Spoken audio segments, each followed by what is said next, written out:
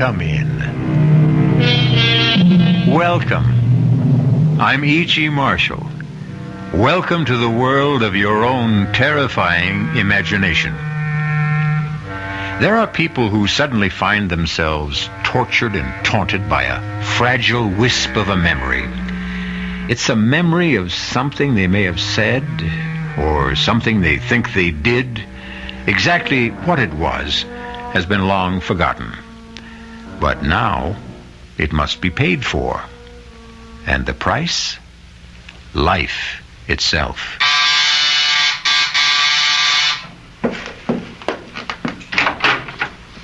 Yes? Are you Mrs. Louise Goodman? That's right. Are you sure? Why, of course I'm sure. It's just that I don't want to make a mistake. I'm Mrs. Louise Goodman. Who are you? And what is it you want? I want to keep my promise. Promise? What promise? I promised I'd kill you. Remember?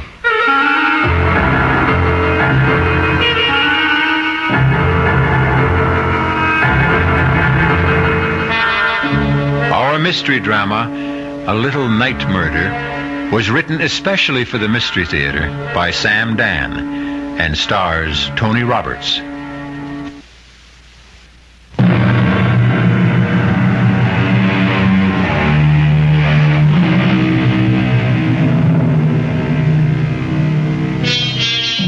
Downtown at night, the city is a deserted place.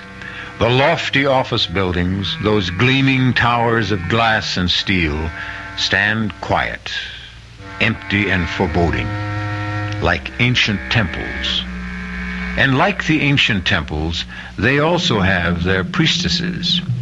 These are the ladies who enter at night with mops and brooms and vacuum cleaners to clear away the debris of the day's worship and purify the offices for tomorrow's rituals. We are concerned now with one of these, a sturdy, middle-aged woman named Mary Margaret Cannon. Steady, hard-working, no nonsense. But on this Friday evening, something seems amiss. Mary Margaret is pale. She's nervous. And every now and then she stops working and just listens. Someone there? Oh.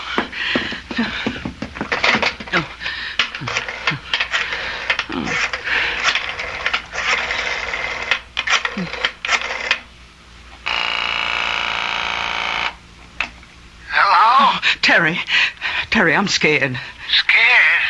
You? Oh, Mary, what would you be scared of? I don't know. It's these murders. Murders? These women who've been getting killed. Then I'll come and stay with you if you want. Oh, please. I'm so nervous, so jumpy. I'm so scared. Yeah, but why? I just don't know. Terry. Yes? I hear someone coming. Are you sure? I hear someone. Terry. I'll hang up and call the police. Oh, no, don't. It's just the guard. Yeah, you see? Now, is everything okay? Oh, yeah.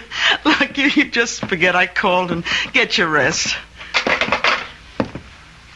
Oh, good evening, Tom.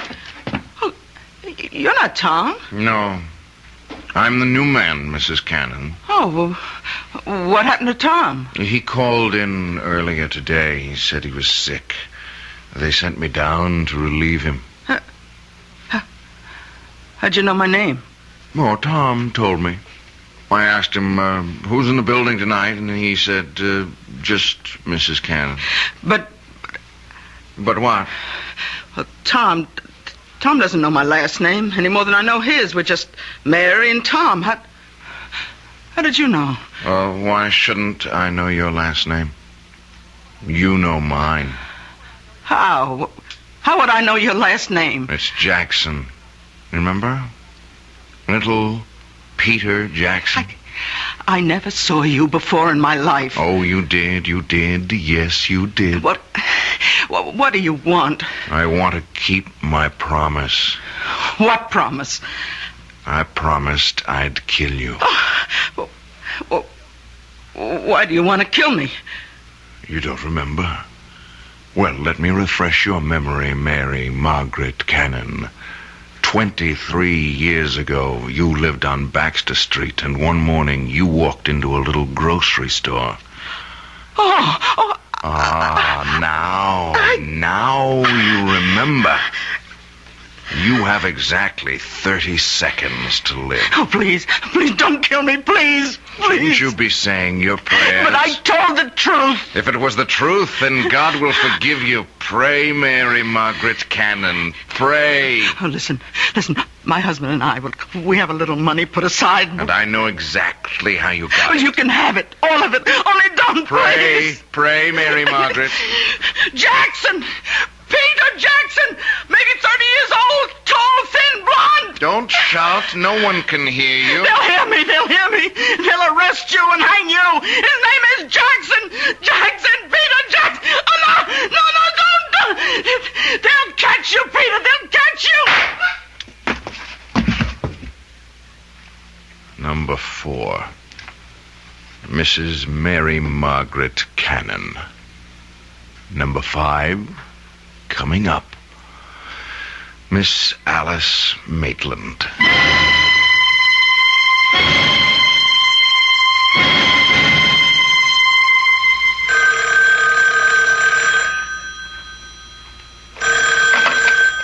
Captain Blake. Yes, Commissioner. Commissioner, I understand you... Listen, if you think somebody else can run it better, then get somebody else. I agree, sir. Yes, sir. No need for any of us to blow his stack. Absolutely, sir. Yes, I'll keep you informed. Well, you got a pretty good one here. Is this your first mad killer assignment, Lou? Yeah, I guess so, Captain. Mad killers, mad bombers, mad stranglers, you name it. You get one every 10, 15 years. You can count on it. You get a rash of absolutely senseless killings. No motive, no rhyme, no reason. Should we talk to her husband again? What for? All he's going to tell us is what a great lady she was and how they neither of them ever had any enemies. Captain Blake, just suppose it isn't a mad killer. 4 murders in 11 days.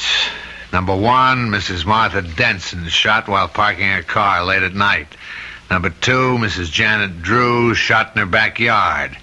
Number 3, Mrs. Louise Goodman, shot in her apartment. Number 4, this cleaning lady, shot while at work. Well, could there be a connection? Did they have something in common? There's no pattern. None of them knew each other as far as we can make out, or even had anything in common. Yeah, that we know of. It's the toughest situation in our business. A mad killer. Okay, he's a mad killer. Every killer is mad. But does this one have a method to his madness? Yeah. He uses a .38 caliber revolver and shoots women. The last one, Mrs. Cannon, that's the problem. What kind of problem? Well, he's a mad killer, you say, so he wanders around, and if he gets a chance, he'll kill. He sees a woman alone in a parking lot, Mrs. Denson. He shoots her. He sees Mrs. Drew in her backyard. He shoots her. He sees Mrs. Goodman alone in her apartment. He shoots her. Okay, how do you account for Mrs. Cannon? You're dealing with a madman, Lou. You can't account for anything he does. All right, 3 women are targets of opportunity. They happened along, or he happened along, and that was it. But he went out of his way to kill Mrs. Cannon. Look, he had to slug the night watchman. He had to take the elevator up 12 stories to find her. It means he wasn't just out to kill any woman. He wanted that woman. Why? That's good thinking, Lou. And if this were almost any other kind of case... Blake. What? Oh, no. Not another one. Okay, all right. Send her in. Did they tell you about nuts while you were getting your college degree? This one coming in sounds like a 14-carat nut to me. Captain Blake? Yes, I'm Captain Blake. This Detective Parker. How do you do? Huh? I'm Miss Maitland, Alice Maitland. I own a bookshop on 3rd Street, and... Well, it's about the murders. Do you know anything about the murders, Miss Maitland? I know who's going to be killed next. You do? Who? Me. Why do you say that? I have a premonition. I see. I know what you gentlemen must be thinking. You're convinced I'm a hysterical woman or a crank. No, but Miss Maitland, do you have any enemies? I don't know of any. Well, we know there's a homicidal maniac loose. It's true he may strike at anyone. That's not why I'm here. I know he's going to strike at me. Well, what reason would anyone have for killing you? What reason was there for killing those other women? You say your shop is on 3rd Street. I'll see that the officer on the beat keeps an eye on the place. Yes. I just thought I should tell you. That's all anyone can do, I suppose. Goodbye. Goodbye, Miss Maitland.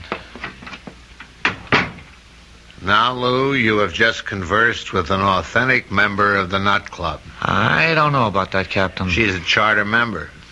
She belongs to the I'm the Next Victim chapter. I still say she's not a nut. Maybe not.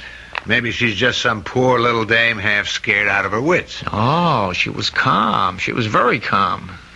As a matter of fact, it's as if she knows what she's talking about.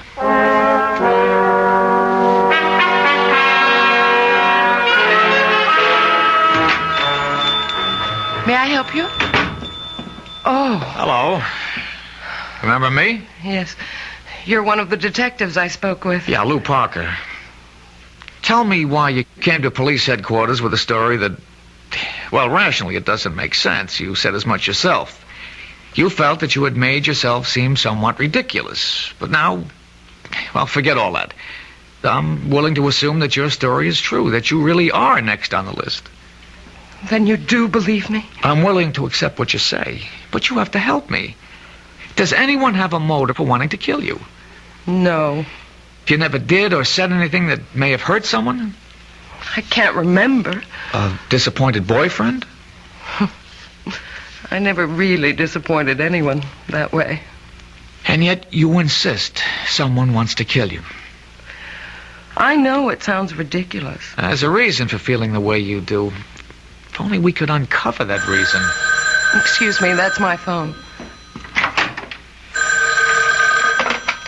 Hello? Hello? Hello? Hello? Miss Maitland? Yes. What is it? You seem rather pale. Oh? What happened? When I picked up the phone, there was just a click on the other end. As if someone had just hung up. Well, why should that seem to upset you? Well, because it's happened before. It has? Yes. Frequently? I mean, often enough so that it really isn't just an accident? 3, 4, perhaps 5 times a day. When did it start? Oh, I'd say about 2 weeks ago. I remember it happened 3 times the night the first of those women was murdered. Well, why didn't you tell us this before? I didn't think it was anything important. May I use your phone? It's back there in the office. Okay, I'll only be a moment. May I help you? Yes. Is your name Alice Maitland? Yes. Can I do anything for you? Well, you see, I came here because I have to keep a certain promise I made.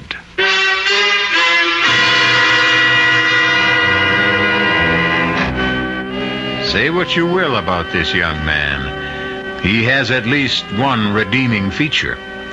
His word seems to be as good as his bond. But will he be able to keep this particular promise?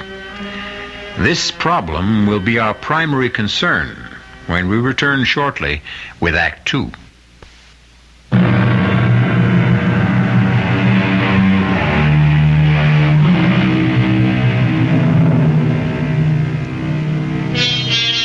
At one time, a young man named Peter Jackson has made the same promise to several women.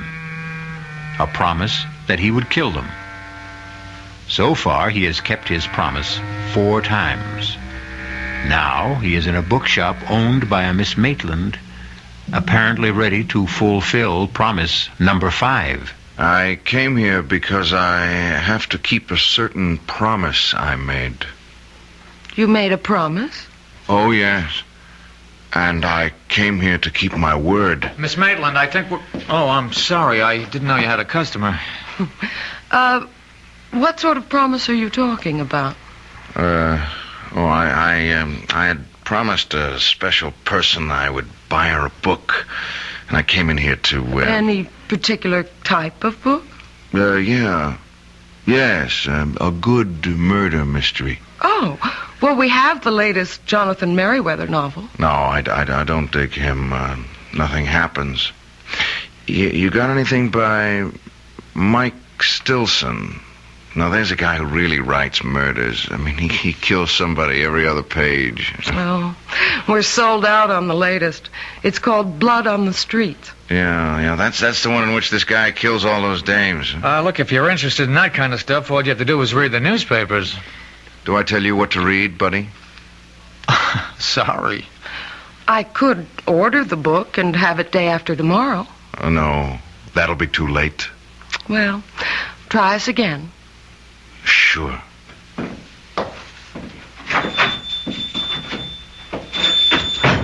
Well, there's a guy with gruesome tastes. Well, takes all kinds. Hey, you know, he's a great Mike Stilson fan, and he thinks nobody knows it. Who? My boss, Captain Blake. You're kidding. Hey, this is the very first time I've ever seen you smile. Oh, I smile a lot. It's just recently. I told Captain Blake about the calls. And? Well, you never know. He just grunted and said, I'll stay with it. What time do you close? Just about now. I'll take you home. I live in this building, 2 flights up. Well, how about some dinner?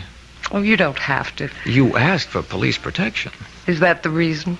Line of duty? Well, yes and no. I'd like to. Except that, well, it's the end of the month and I'm swamped with paperwork. Well, this neighborhood seems safe enough. It's busy. And that diner across the street stays open all night. Look, keep this card handy at all times. It's got a special phone number. Now use it. Anytime you're disturbed by anything at all, no matter how slight or trivial, don't feel embarrassed. Just get on the phone.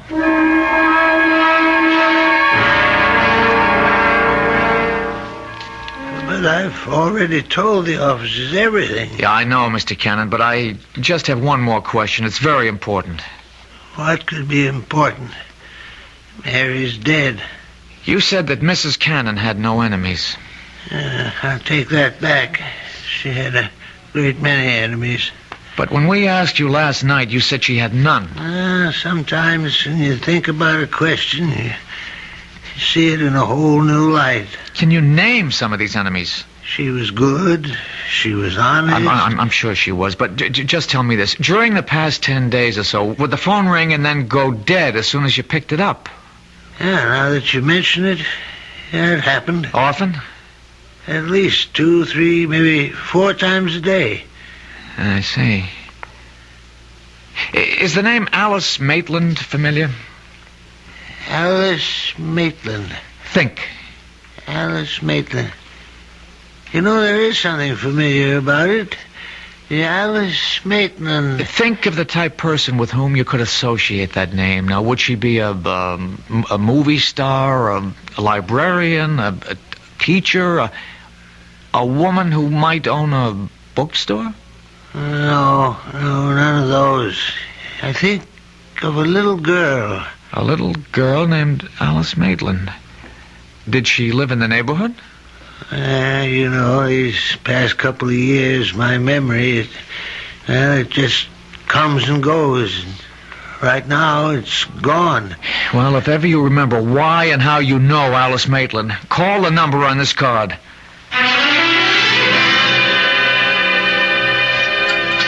I'll have another cup of coffee, please. You waiting for somebody, mister? Well, not exactly. Why do you ask? Oh, well, now you've been sitting around for hours drinking this stuff. Is the coffee in this joint that good? Look, don't be frightened. Oh, who's frightened? Well, you are, so, just look at this. Oh, you're a cop. Uh-huh. Yeah, I was beginning to think that you could be that mad killer. Well, it could be just about anybody. I hope I didn't scare you too badly.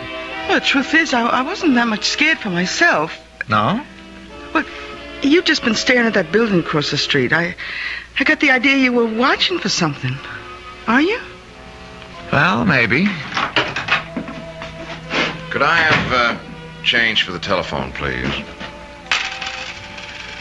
Thank you.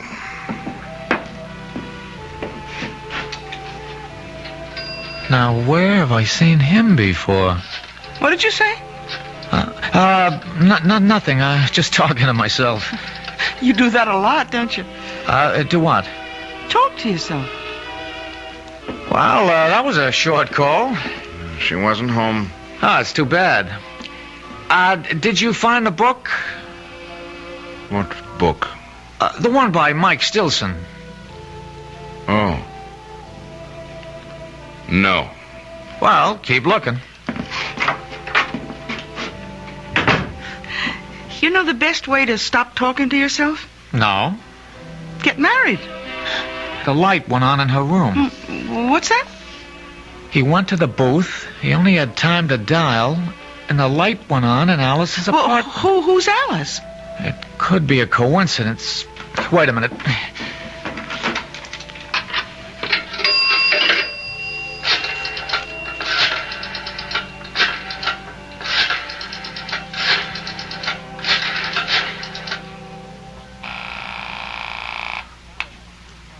Hello? Alice, it's Lou Parker. Did I wake you? No. I'm up. Did your phone ring just a minute ago? Did it ring? Well, I don't know. What do you mean you don't know? Well, I'd fallen asleep, and, well, I must have been having a bad dream. I think I heard the phone, but it could have been in the dream. Anyhow, I did wake up suddenly, and I turned on the light, but I didn't hear the phone ringing anymore. Could it have been the ringing of the phone that woke you? I don't know. Did I hear it ring, or did I dream it was ringing? Why do you ask? Well, I'm just checking. Anyhow, I'm glad you're okay. I'll see you tomorrow. Good night. Oh, that was a short phone call, too. Yeah. How is she? Who? Your girl. Now, how do you know I called my girl? I told you I read character. Do you also read the future? Like an open book. Well, I sure hope so.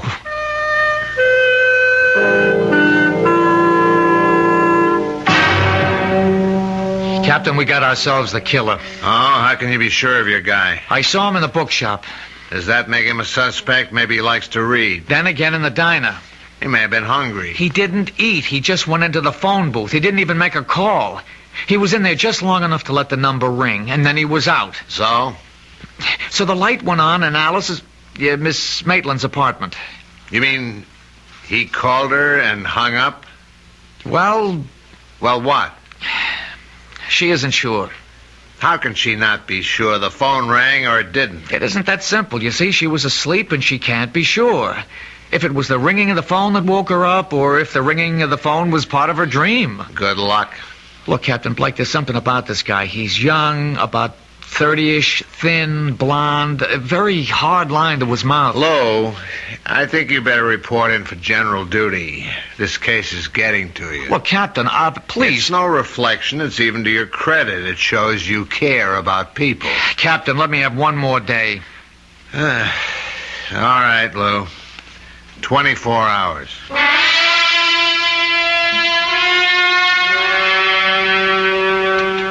I'm sorry I've caused you so much embarrassment, Lou. That's all right. Captain Blake is unhappy. He'll get over it. He thinks I'm crazy.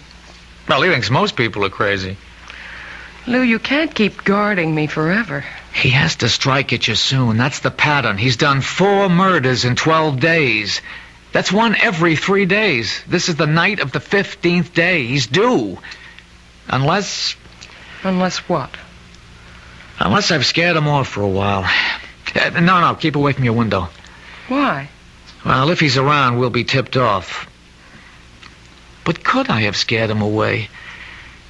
After all, how would he know I'm a cop? You never saw him before? Never. We have to assume he's our killer. And what is the only thing we know about him besides his general physical description? We know he wanted a book by Mike Stilson. Blood on the Streets. But he could have made that up on the spur of the moment. People rarely make things up in the spur of the moment. He knows what he's doing. He's out to frighten you. The phone calls are a part of it. That book. There's something in it that would cause you to be frightened. But what? I don't know. I've never read it. Well, he figures you did. After all, you own a bookstore. I have to sell books by Mike Stilson, but no one can force me to read them. Well, the clue is in that book. Wait a minute.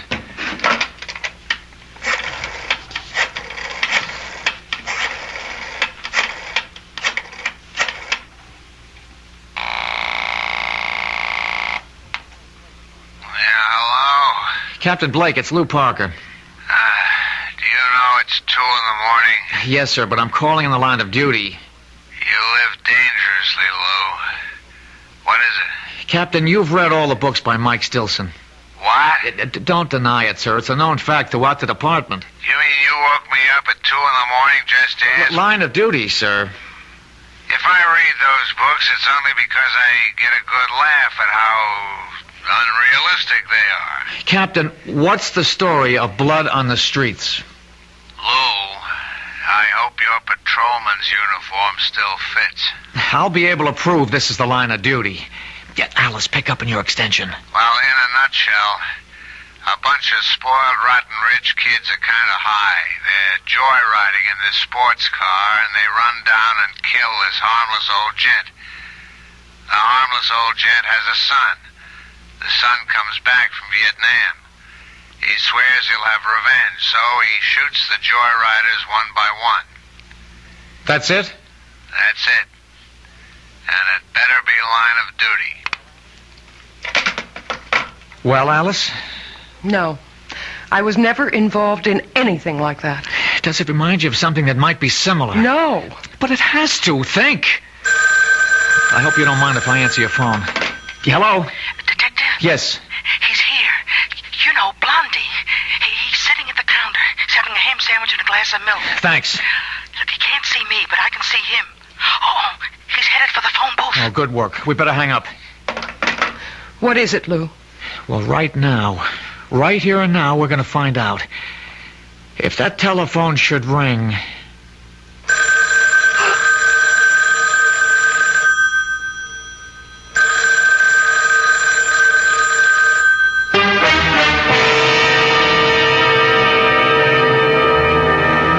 Whatever his faults, and we have already witnessed a rather grievous one, at least young Peter Jackson is something of a sportsman. In his own way, he warns his intended victims. He even tries to give them clues. This time, has he given one too many? We'll be back shortly with Act 3.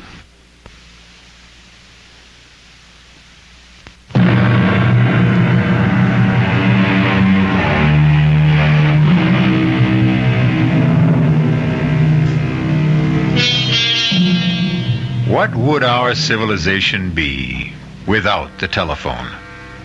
Imagine your life without it. And the way the telephone works, it requires two people to complete a call. However, some of the most eloquent conversations can be carried on when there's no one at the other end, as you shall hear. Answer it, Alice. Answer it. Hello? He hung up. Now I've got him. Where are you going? You stay here.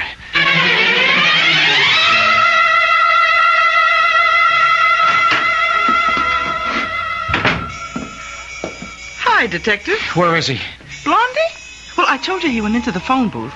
He didn't stay in there more than a couple of seconds, and then he ran out of here. Did you see which way he went? He didn't even pay his check. Which way did he go? Look, you got nothing to worry about. You'll get him. What are you saying? He ran into a cab that's usually parked outside. All right, could you describe I don't have to describe. I know. Look, all I want is I know the cab driver. He's a school teacher for days, and he moonlights. His name is Vic Wilson. Does he have a radio? They all have radios. How could he make a living? What's the company? Oh, what a great witness I make. Jefferson. You even got the number on a card in the phone booth. Blondie's in for it, huh?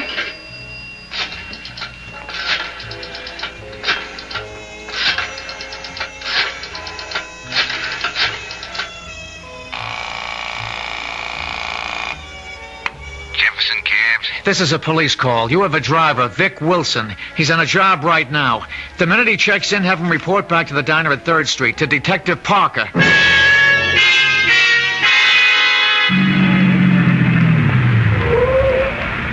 Detective Parker? Yeah, How do I know it's... my badge. Get in. Can't be too careful of that maniac running around loose. Where'd you take your last fare? 790, Chris. Oh, what is it? It's an apartment building. How big? 6 family, I'd say. Attached? No, it's all by itself. There's an empty lot on either side. They're renovating the neighborhood. It's about time. He lives there, huh? Yeah, I've been taking him there for the last couple of days. He comes out of the diner, he gets into the camp, that's where he goes. That's good enough. Is he a bad boy? Well, you wouldn't give him a star for good conduct, teacher.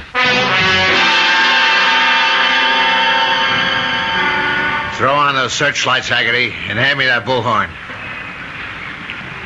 We know who you are, and we know you're in there. We'll give you exactly 60 seconds to come out. Walk out the front door with your hands in the air. Keep behind the car, Lou. A nut like this one might want to take some people with him. You've had your minute. Come out, or we'll come in. All right, let's get in there fast. Open up, police. All right, stand to the side of the door, Lou. Cover me.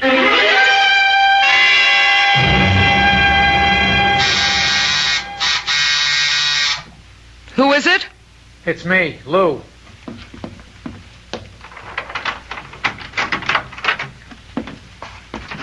Lou.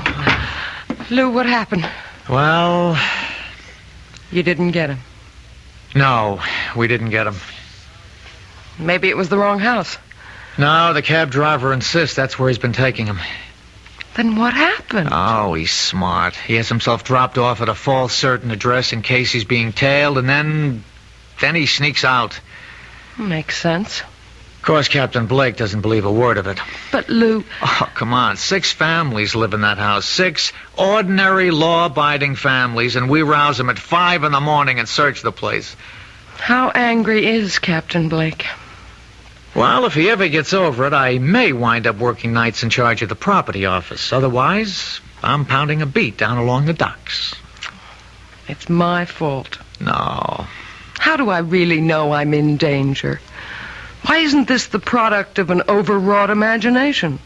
And the phone calls? Coincidence. And the guy in the bookshop? And we see him again in the phone booth just before your telephone rings? It could all be coincidence. I can't accept that. Captain Blake does. As far as I'm concerned, you're in danger, and you're convinced of it too, aren't you? But I don't have to be right. We can't take any more chances. Now, I'm going to stay here with you for another hour. By then, the stores will be open, and we'll buy you a small .25 caliber revolver. No. I'll arrange for a permit, and I'll show you how to use it. But I can't stand the sight of a gun. Alice, if a man is determined to kill you, all the advantages are on his side. We have to reduce the odds. I couldn't own a gun. I couldn't use one even if it meant saving my life. Now, Alice, I don't want to say that sounds silly, but... Lou, I don't think I can ever forget. Forget what? Well, I was standing right next to a man once who was killed by a gun. When? Oh, years ago. I was about 6. Who was killed? A very nice man. He was our grocer, Mr. Jackson. It was the day after New Year's, and Mama sent me out to buy... To this day, I remember. A quart of milk, a half-pound of butter, and a jar of strawberry jam. And then this man came in. He had a gun. It was a holdup. And suddenly, there was a loud explosion and a terrible flash of light. Oh, it was terrible. Mr. Jackson fell to the floor. He was dead.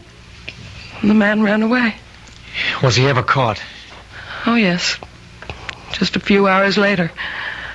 I had to go to the station house to identify him. Do you realize what you've just told me? This is it. You identified the man. He was sent to jail. Now, years later, he wants his revenge. But that's not what happened. No? Well, you see, I was so frightened. I wasn't sure. I really couldn't identify him. And he went free. So why would he want to kill me now? Then that gets us nowhere either. The others couldn't identify him either. The others? Yes. There were other people, but no one was sure of him.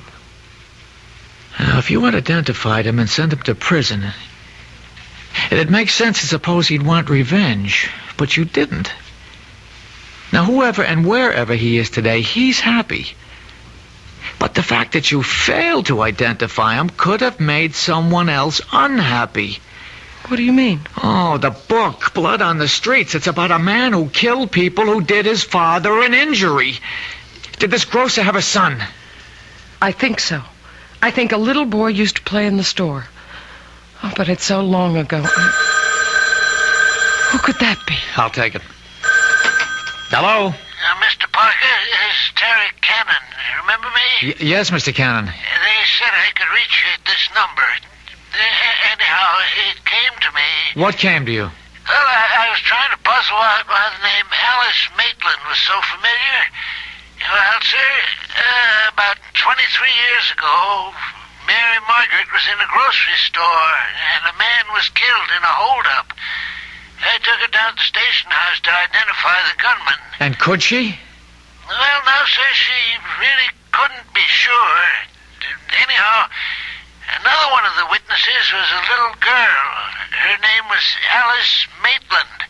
And I remember her because she was the most terrified little thing I'd ever seen in my life.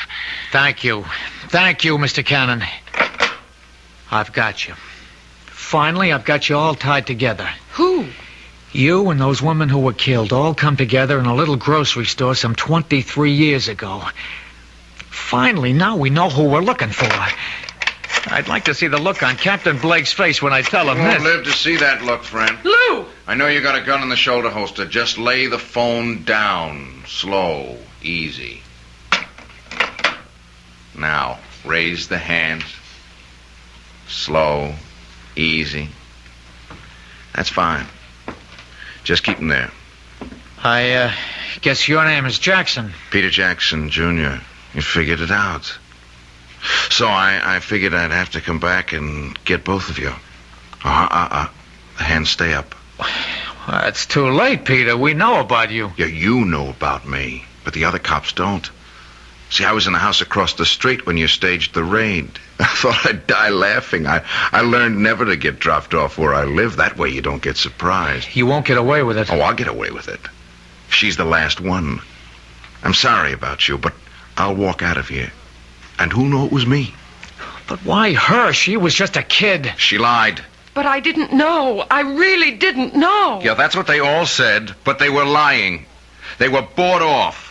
All of you were bought off. Come on, Peter, talk sense. My father is murdered, And the law lets a killer go free, and you want me to talk sense?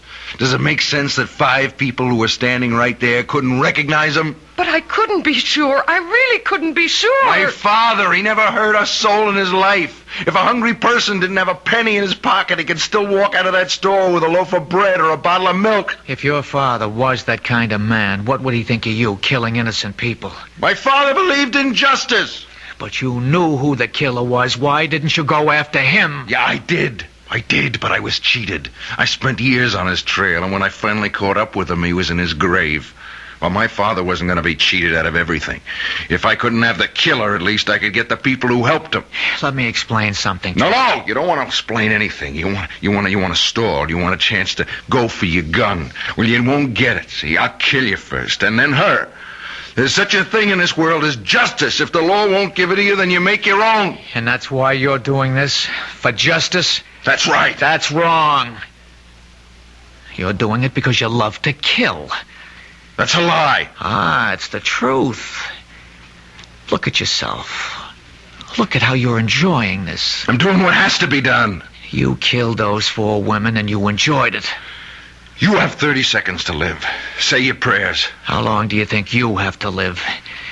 You're going to keep killing and you'll be caught. You can't stop. I hate killing. Come on, you love to see people under the gun, how they squirm and sweat. You're eating this up. Look at your face in that mirror. Look at that grin. Like a wolf. See how flushed and excited you are. Look at yourself. Look. Break your arm! Drop it!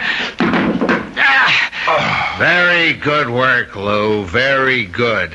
One more second and we would have had to gun him down. This way we can take him home alive. Captain Blake. Somehow, I'm going to get back here. Get back to you, Miss Alice Maitland. I'll keep my promise. Haggerty, Gordon, cuff him. Hustle him back to headquarters. Look, Alice, don't worry about him. Are you all right, Miss Maitland? Yes, I think so. Well, you shouldn't be. It was a rough experience. Why did you come back, Captain? Well, I guess we both solved it, Lou. You broke it by pure and simple brain work. I waited for a miracle. Oh, did you get it? Yeah, I got it. I got it because of this little machine. Mary Cannon was killed in an office. She managed somehow to throw the switch on a dictating machine. A secretary came into work this morning, and she heard Peter Jackson, and she didn't stop running till she got to my desk. Listen. His name is Jackson. Peter Jackson. They'll catch you, Peter. They'll catch you. Number 4, Mrs. Mary Margaret Cannon. Number 5, coming up, Miss Alice Maitland. You see, Lou? There's your whole story.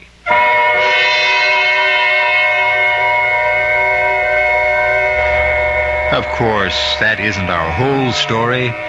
For instance, you might want to know what happened to Peter Jackson. He's in a hospital for the criminally insane. For his sterling leadership in cracking the case, Captain Blake will probably become the next chief of police.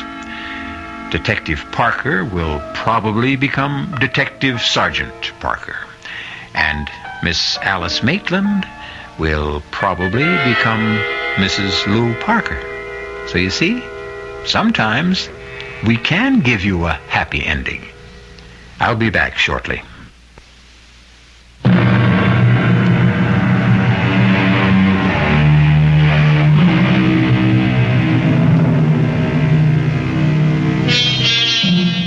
The story you have just heard was concerned with the most precious concept the human race has ever created: justice. And when you think of Peter Jackson, perhaps he proves the point made by a great poet. When a man takes justice in his own hands, he will soon shape her to his own ends. Our cast included Tony Roberts, Susan Grossman, Jack Grimes, Bryna Rayburn, and Robert Dryden. The entire production was under the direction of Hyman Brown. This is E.G. Marshall inviting you to return to our Mystery Theater for another adventure in the macabre. Until next time, pleasant dreams.